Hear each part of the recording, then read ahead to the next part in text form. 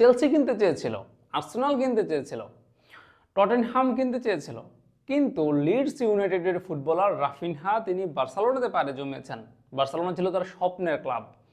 চেলসির সঙ্গে লিডসের একটা মৌখিক চুক্তিও হয়েছিল যে তারা রাফিনহাকে তাদের কাছে বিক্রি করবে, কিন্তু সেটা শেষ পর্যন্ত হয়নি রাফিনহার কারণে। কারণ রাফিনহার আলটিমেট স্বপ্নটা ছিল বার্সেলোনার হয়ে খেলার, এবং সেই কারণে তিনি বার্সেলোনার জন্য অপেক্ষা করছিলেন।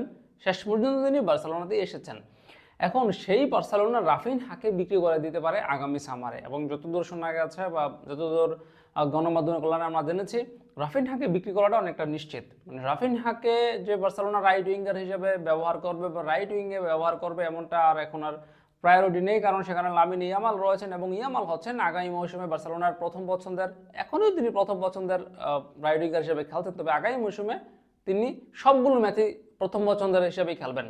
সেখানে রাফিনহার জায়গাটা নেই, যার কারণে রাফিনহাকে আসলে রাখতে চাচ্ছে না বার্সেলোনা, এবং তাকে বিক্রি করে যেসব পজিশনে দুর্বলতা রয়েছে বার্সেলোনার, বিশেষ করে আক্রমণ ভাগে তারা একজন স্ট্রাইকার কিনতে যাচ্ছে, মিডফিল্ডার আসবে, ডিফেন্ডার আসবে, বিভিন্ন পজিশনে তারা প্লেয়ার কিনবে।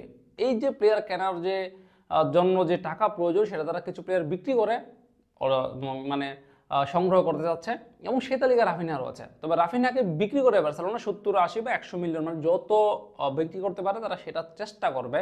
এবং রাফিনহাকে এই দাম দিয়ে কোনো ইউরোপিয়ান ক্লাব কিনবে না, যেটা শতভাগ নিশ্চিত। 70 মিলিয়ন, 80 মিলিয়ন বা 100 মিলিয়ন দিয়ে কোনো ক্লাব রাফিনহাকে কিনবে না। তো সেই ক্ষেত্রে যতদূর রিউমার এসেছে যে আল হিলাল, সৌদি আরবের ক্লাব, তারা রাফিনহাকে কেনার জন্য 100 মিলিয়ন ইউরো অফার করতে রাজি, এবং বার্সেলোনার দরকার হচ্ছে টাকা, তারা হয়তো বা সেই অফারে রাজি হবে। এখন রাফিনহা চাচ্ছে আবারও প্রিমিয়ার লিগে ফিরে আসার জন্য। সেক্ষেত্রে টটেনহাম বা চেলসি হয়তো বা চেষ্টা করলেও করতে পারে রাফিকে কেনার জন্য, কিন্তু ওই যে টাকার যে অঙ্কটা, সেখানে হয়তো তারা থমকে যেতে পারে। এখন দেখার বিষয় যে রাফিনহার শেষ গন্তব্যটা কোথায় হয়, তার স্বপ্নের যে সমাধি, বার্সেলোনাতে খেলার যে স্বপ্নটা, সেই স্বপ্নের সমাধিটা কিভাবে হয়।